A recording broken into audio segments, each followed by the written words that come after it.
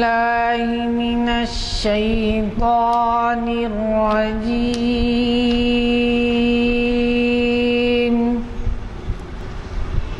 بسم الله الرحمن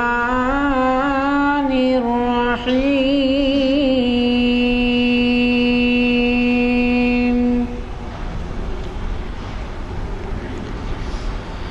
يا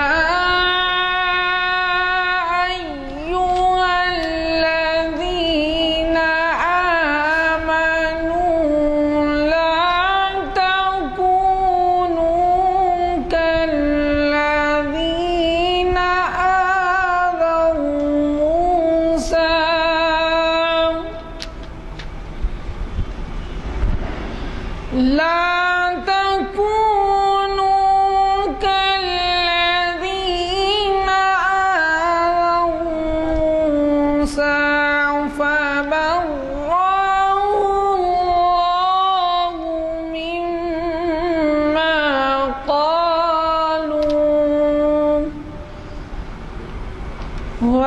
وكان عند الله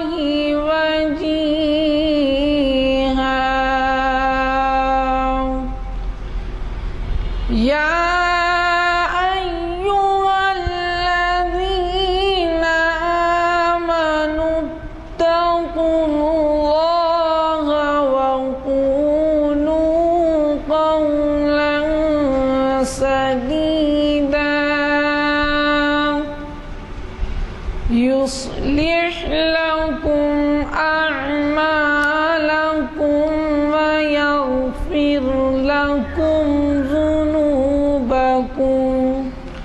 صدق اللہ العظیم. آج جیسے کہ اعلامیوں میں شائع ہوا ہے، ہماری آپ کی جانے پہچانی شخصیت اور اقبال احمد انجینئر صاحب اسکالر وہ آپ کو مخاطب کرنے والے تھے بعنوان آزاد خیالی اور بھائی چارگی. لیکن ہوا یہ ہے کہ انہیں اچانک بیرون شہر جانا پڑ رہا ہے، تو وہ آج ہمارے ایک سابق میں مخاطب کی ہوئی شخصیت سرفراز احمد قاسمی صاحب کو انہوں نے بھجوایا ہے. اور ظاہر ہے کہ جب ان کو وقت زیادہ نہیں دیا گیا تو انہوں نے دوسرا عنوان ہمیں دیا ہے، اور وہ عنوان ہے پردے کا اسلام میں تصور. تو ظاہر ہے اس میں تاریخی پہلو بھی آ جاتی ہے اور کسی طریقے سے تاریخ اسلام سے متعلق ہو جاتا ہے. تو میں ان سے گزارش کروں گا کہ وہ آج ہمیں مخاطب کریں. اس سے قبل دو اعلانات کرنے ہیں مجھے. ایک تو یہ کہ ہماری انجمن کی جانب سے ہمیں 10 پرچے وصول ہوئے ہیں ہماری زبان کے، اور یہ ہے ہمارے آج کے مقرر جناب سرفراز احمد قاسمی صاحب سے گزارش کرتا ہوں کہ وہ پردے کا اسلام میں تصور اس عنوان سے ہمیں مخاطب فرمائیں. جیسے کہ آپ واقف ہیں، یہ آج 2 مارچ 2013 عیسوی مطابق 19 ربیع الثانی 1434 ہجری بروز ہفتہ بعد عصر یہ جامع مسجد عالیہ گن فاؤنڈری کے کانفرنس ہال میں حسب معمول منعقد ہو رہی ہے، اور آج کا تاریخ اسلام کا 588واں لیکچر ہے. اور ابھی آپ نے خورشیلان قاری حافظ عرفان احمد صاحب سے ان کی خراج سماعت فرمائی، اور خادم محفل غلام یزدانی آپ سے مخاطب ہے بحیثیت کنوینر. وبرکاتہ.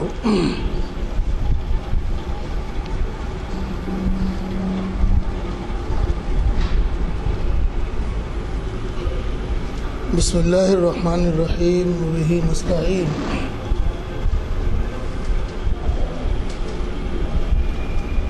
الحمدللہ رب العالمین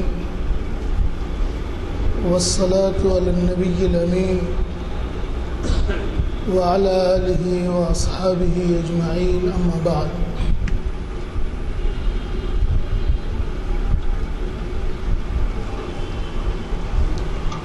پہلے تو میں ایک وضاحت آپ کے سامنے کر دوں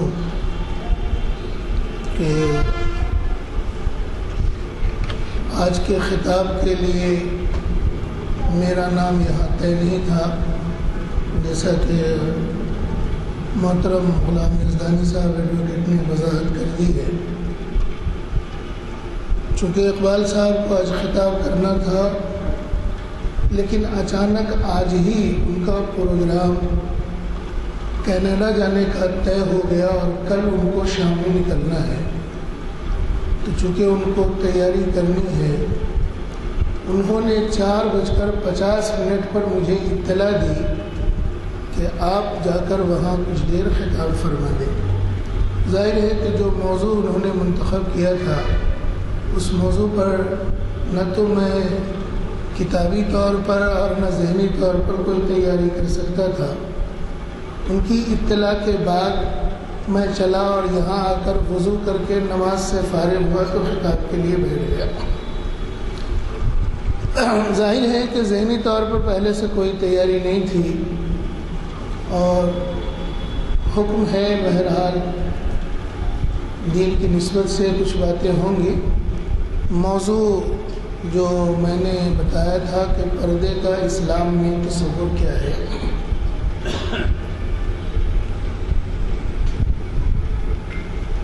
قرآن کریم میں پردے سے متعلق 2 صورتیں ہیں، سورۃ الاحزاب اور سورۃ النور، جس میں پردے سے متعلق احکام تفصیلاً بیان کیے گئے ہیں۔ سورۃ النور کی ایک آیت ہے جو یقیناً آپ نے سنی ہوگی، قل للمؤمنین والمؤمنات یغضضن من ابصارہن ویحفظن فروجہن ولا یبدین زینتہن الا لبعولتہن۔ ایک طویل آیت ہے۔ اس آیت میں بنیادی طور پر رسول اللہ صلی اللہ علیہ وسلم کو مخاطب کر کے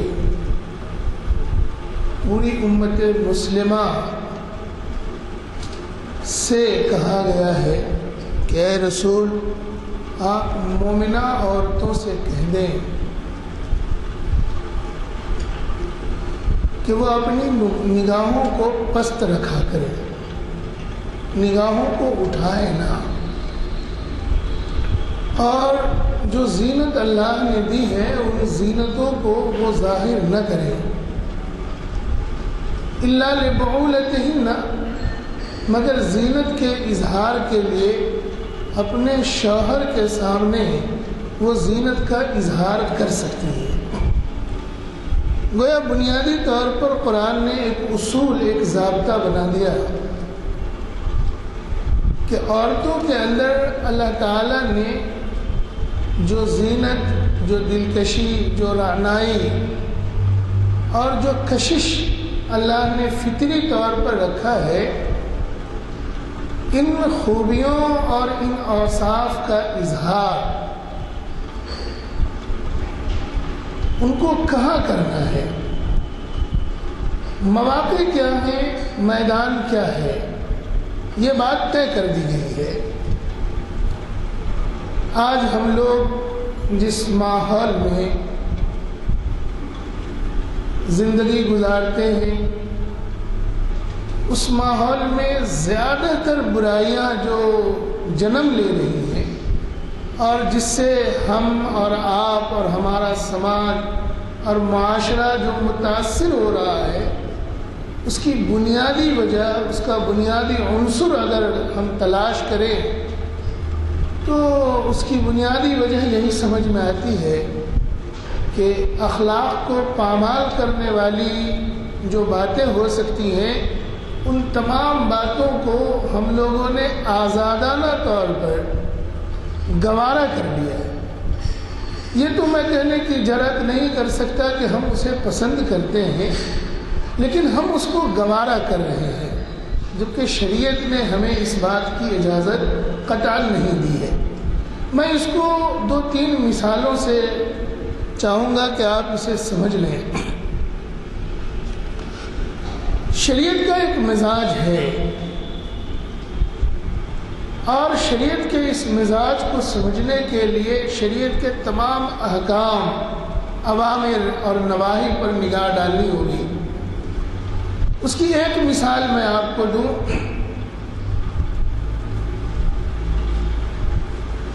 ہم لوگوں نے ابھی نماز پڑھی ہے۔ ہم میں سے ہر مسلمان بندہ جانتا ہے کہ اللہ کی عبادتوں میں سب سے اہم ترین عبادت نماز ہے۔ اس کے لیے کچھ اہتمام کرنا پڑتا ہے، بدن کو پاک رکھنا ہے، کپڑے کو پاک رکھنا ہے، جگہ کا پاک ہونا ضروری ہے، وقت کا ہونا ضروری ہے، وضو کرنا ہے، پھر اس کے کچھ آداب ہیں، ان آداب کی رعایت کر کے ہم اللہ کے حضور میں کھڑے ہوتے ہیں، نماز پڑھتے ہیں، اپنے لیے دعا کرتے ہیں۔ محترم بالشان عبادت ہے۔ اللہ کے رسول فرماتے ہیں کہ نماز میری آنکھوں کی ٹھنڈک ہے۔ اللہ کے رسول فرماتے ہیں کہ نماز اسلام اور کفر کے درمیان گویا حد فاصل ہے۔ اتنی بڑی عبادت ہم ادا کرتے ہیں۔ شریعت کا مزاج کیا ہے؟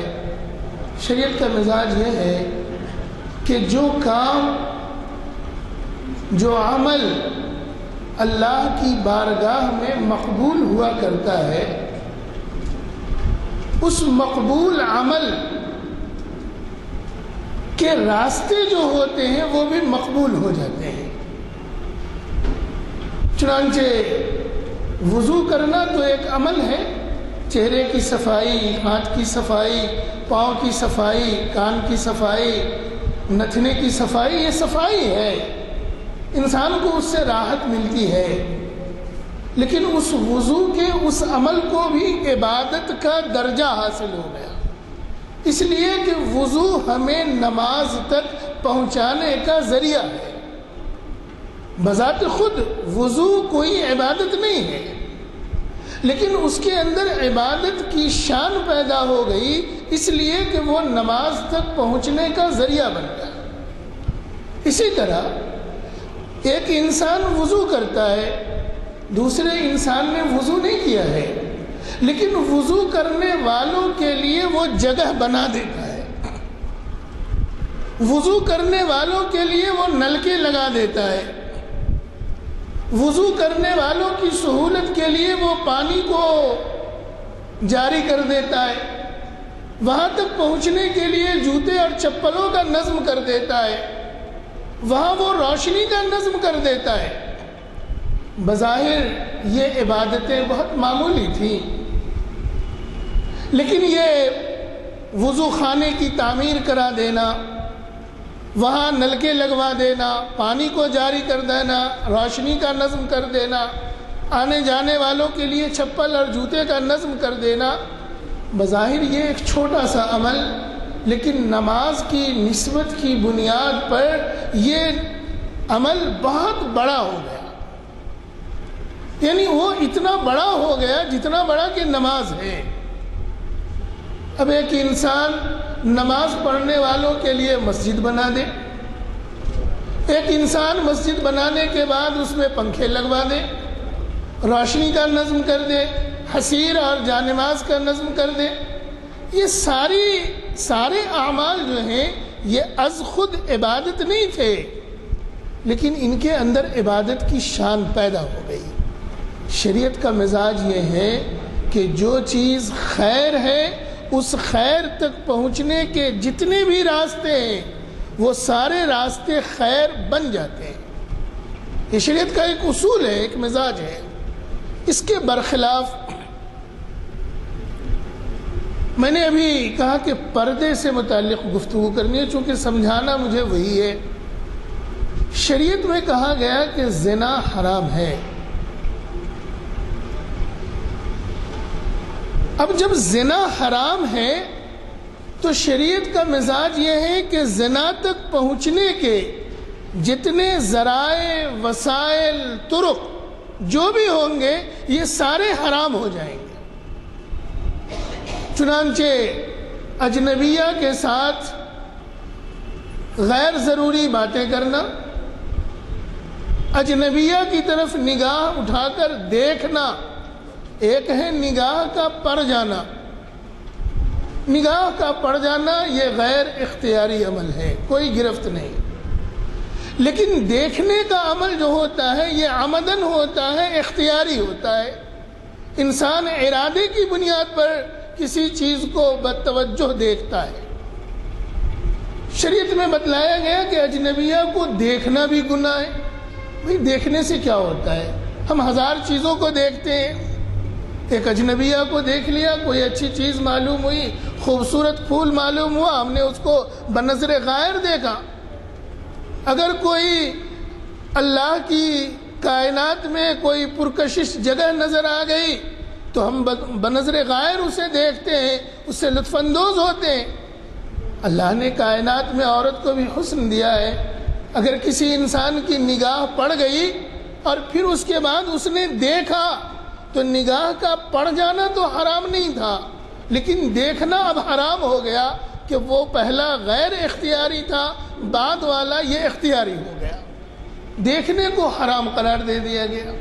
اجنبیہ کے ساتھ سفر کرنا، آپ نے پڑھا کہ اگر کوئی عورت ہے اور وہ صاحب استطاعت ہے، اخراجات سفر ہیں، راستہ مطمئن ہے، پیسے بھی ہیں، صحت بھی ہے، سب کچھ ہے، لیکن اگر اس کے ساتھ کوئی محرم نہیں ہے تو اس کے اوپر حج فرض ہی نہیں ہوتا۔ اس لیے کہ اگر حج فرض کر دیا جائے تو اس کی عفت اور عصمت کا مسئلہ درپیش ہے، محرم ہو تو یہ مسئلہ نہیں ہے۔ تو شریعت کا مزاج یہ ہے کہ جو چیز حرام ہوتی ہے اس حرام تک پہنچانے والے جتنے ذرائع ہوتے ہیں، وسائل ہوتے ہیں، طرق ہوتے ہیں، شریعت ان تمام چیزوں کو حرام قرار دے دیتی ہے۔ اب اگر آپ اور ہم یہ سوچنے لگے کہ شریعت نے تو زنا کو حرام کہا ہے، ہم اجنبیہ سے باتیں کر رہے ہیں، ہم نے اجنبیہ کو صرف دیکھا ہے، تنہائی میں بیٹھ کر کچھ دیر باتیں کی ہیں، ہم نے حرام کا ارتکاب نہیں کیا۔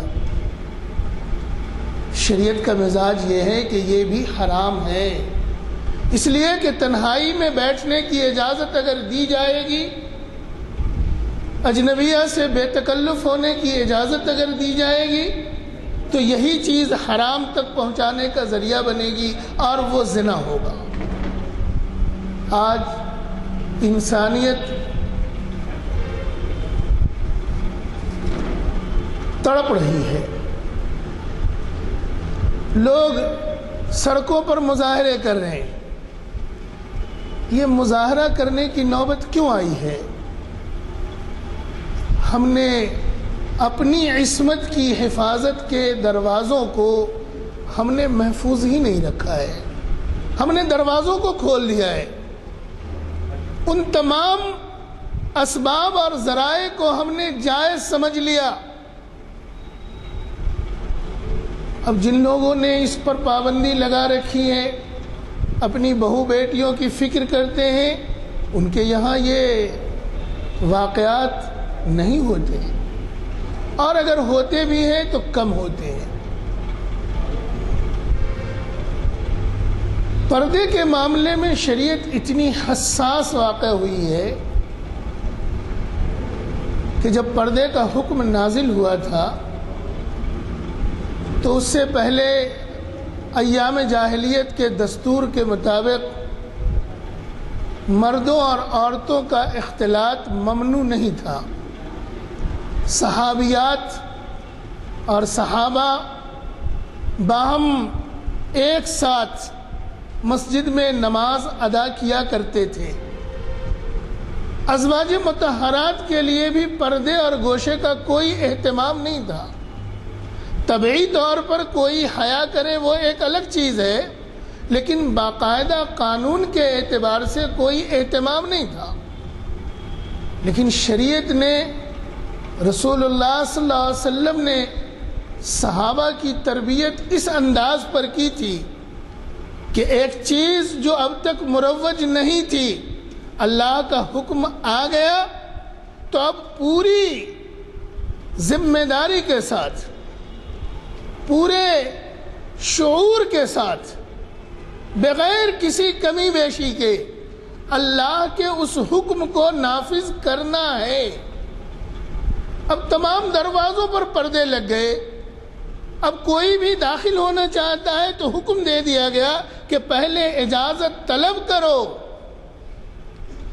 اللہ کے رسول نے ضابطہ بتلا دیا، کسی کے دروازے پر جاؤ تو 3 مرتبہ سلام کرو، پہلے مرتبہ سلام میں کا جواب مل جائے، اجازت مل جائے تو داخل ہو جاؤ، اگر پہلے مرتبہ سلام کا جواب نہ ملے تو پھر دوسری مرتبہ سلام کرو، اگر اس کے بعد بھی سلام کا جواب نہ ملے تو تیسری مرتبہ سلام کرو، اور تیسری مرتبہ جواب نہ ملے تو فوراً پلٹ جاؤ۔ یہ ضد نہ کرو کہ نہیں میں ابھی داخل ہوں گا، ابھی تو ملنا ہی ملنا ہے مجھے، یہ شریعت کا اصول نہیں ہے۔ آپ نے اجازت طلب کرنے کے لیے شریعت کا جو اصول ہے اس کو آپ نے اختیار کیا، 3 مرتبہ سلام کیا، اجازت نہیں ملی، آپ کو واپس لوٹ جانا ہے۔ حضرت ابو سعید خدری رضی اللہ تعالیٰ عنہ کی مشہور روایت ہے کہ حضرت عمر رضی اللہ تعالیٰ عنہ نے ان کو اطلاع دی کہ وہ خلیفۃ المسلمین سے ملنے کے لیے تشریف لائیں۔ جب ان کو اطلاع ملی تو کچھ دیر کے بعد وہ تشریف لائے تو انہوں نے 3 مرتبہ سلام کیا، سلام کا جواب نہیں ملا، وہ واپس لوٹ گئے۔ جب وہ لوٹ گئے تو پھر 2-3 دنوں کے بعد خلیفۃ المسلمین کی ملاقات ہوئی۔ حضرت عمر فاروق نے کہا کہ کیا بات ہے کہ میں نے اطلاع دی، خبر دی اور میں نے تمہیں بلایا اور تم آئے نہیں؟ انہوں نے کہا نہیں، میں حاضر ہوا تھا، میں نے 3 مرتبہ سلام کیا، سلام کا جواب نہیں ملا تو میں واپس لوٹ گیا۔ اللہ کے رسول صلی اللہ علیہ وسلم نے یہی بات ہمیں سکھلائی ہے۔ حضرت عمر نے کہا یہ حدیث مجھے تو نہیں معلوم ہے، تم جو کہہ رہے ہو یہ حدیث ہے، کیا اس کی کوئی شہادت ہے؟ انہوں نے کہا ہاں شہادت ہے۔ پھر وہ دوسرے صحابہ سے ملے، ان سے جا کر عرض کیا، انہوں نے شہادت دی جا کر۔ معلوم یہ ہوا کہ شریعت نے ایک اصول اور ضابطہ جب بنا دیا تو اب اس پر عمل کرنا تو ہمارا کام ہے۔ ہم ان اوامر کو، ان تحفظات کو ہم نظر انداز کر دیں اور پھر اس کے بعد جب مسائل پیدا ہوں تو ہم اس کے لیے دوسرے دروازوں کو ڈھونڈیں۔ مرض یہاں ہے، علاج یہاں کریں۔ آپ زخم ہوا ہے ٹخنے میں اور دوا آپ لگا رہے ہیں زخم کا سر کے اوپر، بیماری جہاں ہے اس بیماری کا علاج ہم تلاش نہیں کرتے۔ شریعت نے صحابہ کا مزاج یہی بنایا تھا، حکم آ گیا کہ پردہ ہے تو پھر پردہ ہی پردہ ہے۔ اب اس میں گوشے تلاش نہیں کیے گئے کہ بھئی پردے کا مطلب تو یہ ہوگا کہ زنا ہو، زنا تو ہم کر نہیں رہے ہیں اس لیے اجنبیہ سے بات ہو سکتی ہے، تنہائی میں بیٹھ سکتے ہیں، گفتگو کر سکتے ہیں۔ ان گوشوں کی تلاش ہماری شریعت کا مزاج ہے کہ ہم اس کو تلاش نہ کریں۔ ایک تیسری مثال میں آپ کو سناؤں۔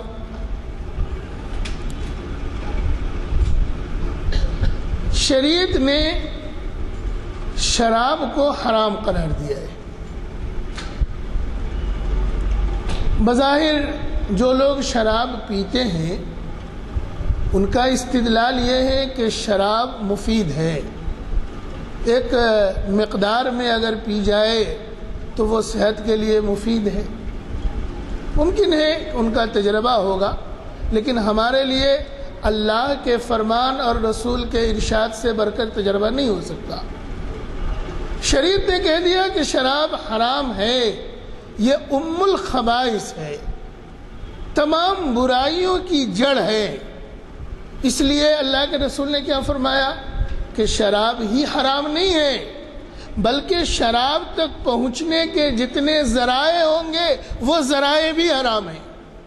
شراب کا بنانے والا، اس کا کشید کرنے والا، اس کو اٹھانے والا، اس کو لے جانے والا، اس کو بیچنے والا اور اس میں معاونت کرنے والا، یہ سارا کام حرام ہے۔ بظاہر لکھنے والا تو یہ کہہ سکتا ہے کہ میں کیا کر رہا ہوں، میں تو لکھ رہا ہوں۔ اٹھا کر لے جانے والا کیا کہہ رہا ہے، میں کیا کر رہا ہوں، میں تو مزدوری کر رہا ہوں۔ لیکن شریعت کا مزاج یہ ہے کہ نہیں، یہ بھی حرام ہے۔ اب ایک چیز حرام ہو گئی تو ذرائع اور وسائل پورے کے پورے حرام ہوں گے۔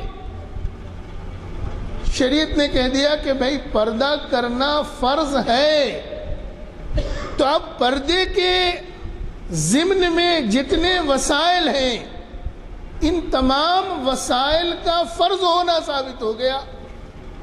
پردہ فرض ہے تو پھر اجنبی سے ملنا حرام ہے، اجنبی سے گفتگو کرنا حرام ہے۔ ہاں ضرورت ایک الگ شے ہے۔ تعلیم کا باب ہے، شریعت نے اس کی اجازت دی ہے۔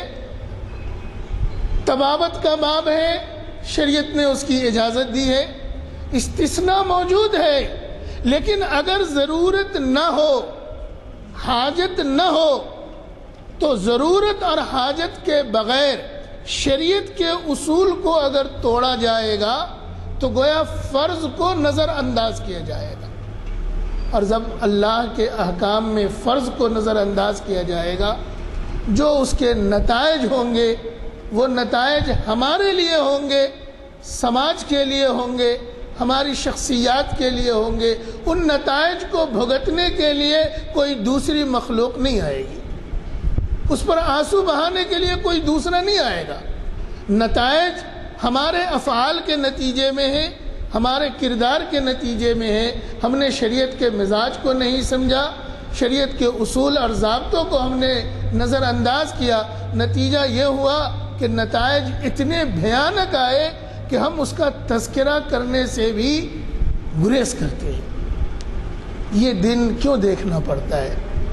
ہمارے برادران وطن غیر مسلم بھائی، آج ان کی طرف سے بھی آوازیں اٹھ رہی ہیں کہ بھئی شریعت اسلام میں جو پردے کا قانون ہے اس کو اختیار کیا جائے۔